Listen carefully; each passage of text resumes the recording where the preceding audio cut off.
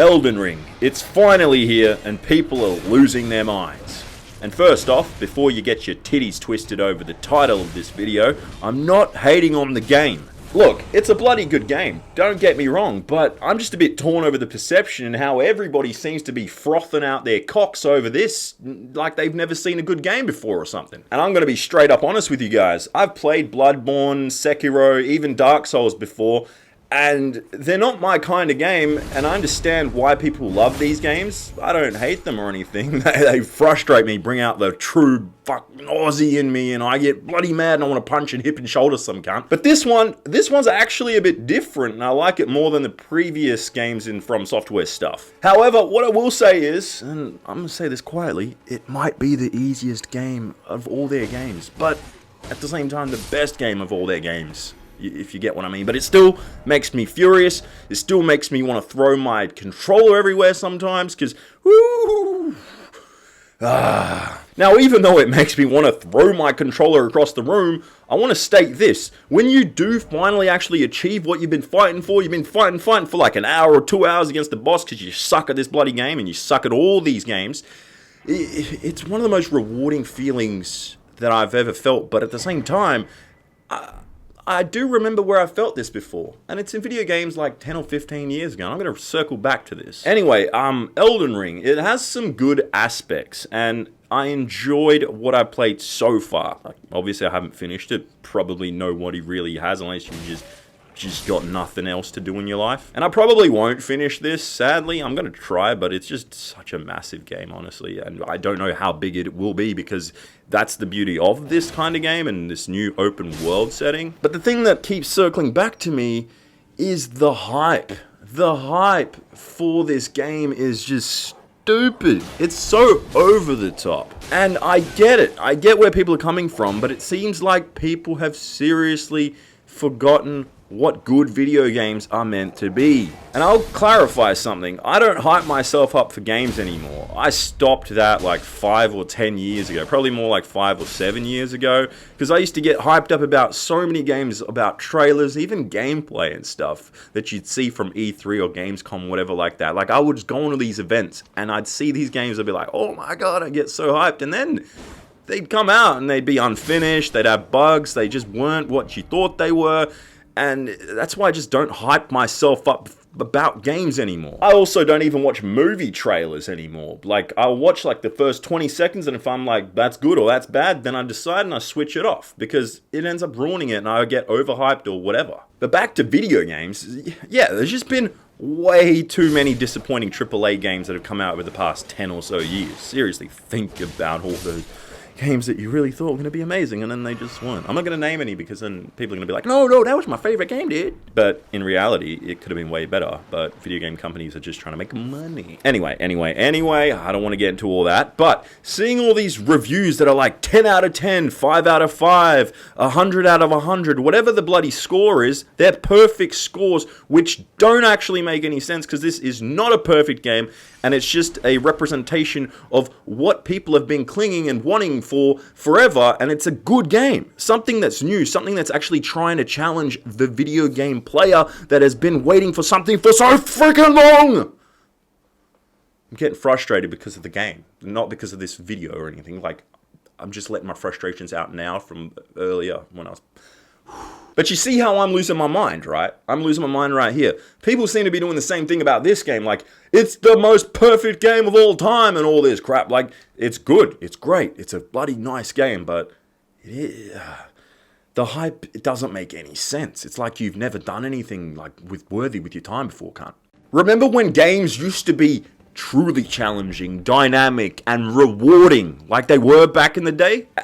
And then at some point, video games just decided to go, hey, we're going to become formulaic, repetitive, and not challenging at all, and just give you everything, and then we'll figure it out along the way and patch it as it goes. Speaking of patches, by the way, this game needs a few. I'm not going to talk about that because it's minor stuff, a few frame rate stuff, but who cares, to be honest?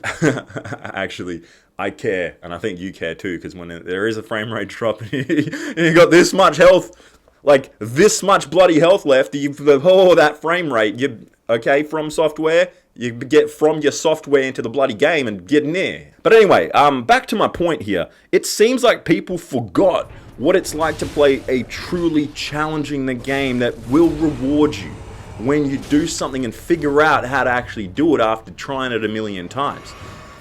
And that's what's missing from video games. That's what has been missing from games for so long. And I think this game is kind of perfecting that, and that's why people are so caught up in the hype about how good this game is.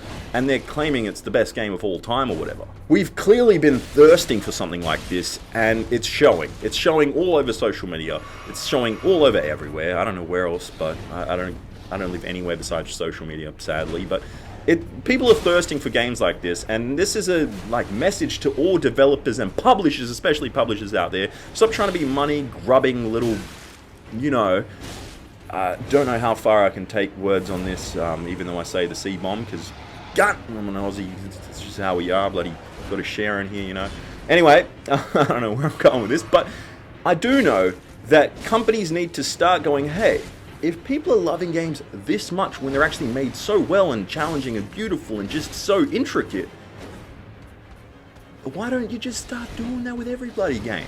Like, I was playing a game just recently on Xbox Game Pass on the couch, dual screen, right? Didn't even know this game existed because I wasn't paying attention the last couple of years or whatever. But It Takes Two, that game right there, did something completely new, something new to me at least. And I was like, wow, this kind of took me back, and it was a challenging thing. You play with a friend on the couch, and it's actually really cool the way you work together. And that's something right there that needs to be taken. Like, game companies, when they take risks and do something fresh on an old take, that's where it all is. That's where the real money is. But I need to calm down because it's bloody hot today. I've got the aircon running, but still 36 degrees, whatever that is in Fahrenheit, like 900, 90? I don't know, I think I added an extra zero, didn't. But speaking of calming down, back to this game. Now, before I even played it, I had a friend, I'm not going to name who he is, because he is a pretty well-known social media person, and a couple of his friends too. So the thing is, they were like, boy, you gotta trust me on this one. The open world, you can level up. It's the greatest thing that's ever been created. And I'm just sitting there like, look, chill the fuck out, mate. Like, you get me, right? Chill out. I don't know, that's contradictory because I've been losing my mind right here, right now, but chill out. People need to chill out. I swear you need to pop a couple of Dexies or a handful of Dexies to enjoy this game and just be all zipped in. It's almost like some of these people love to bloody torture themselves. And they love seeing that "you died" screen on the screen. And I swear people that enjoy that must also enjoy getting pegged or something. Like, they enjoy the challenge and the complete difference, and I don't know why I went there, and there goes my pencil. Anyway, so I just want to say that Elden Ring proves that standard of video games has fallen off.